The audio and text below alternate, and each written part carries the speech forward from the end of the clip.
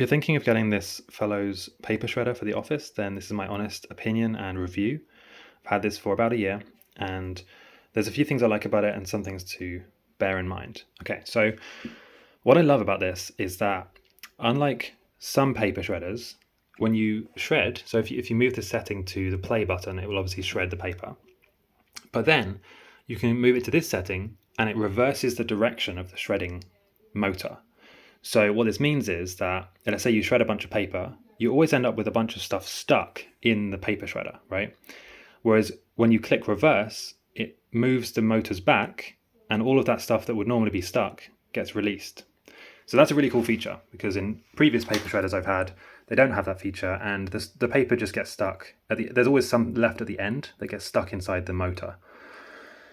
Second thing is, it has this little window to show you how full the bin is. So this lets you see very clearly whether you need to empty it or whether you've still got some space. So a couple of things to bear in mind. Obviously it's a paper shredder, it can't shred like metal. So if you have staples in the paper, it cannot do that. And then the other thing is that the top part, if I show you now here,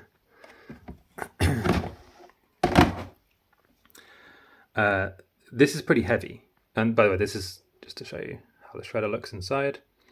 The top part is pretty heavy, so just be aware of that. And then also, you probably do need to clean the inside because there will be like paper dust that gets left.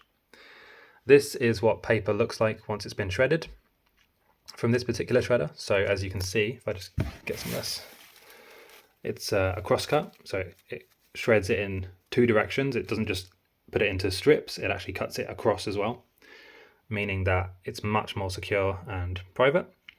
So yeah, if you're looking for a reliable, simple office shredder that just does the job and it's, the perfect size, I would say, for most people's offices and uses, then I highly recommend this shredder.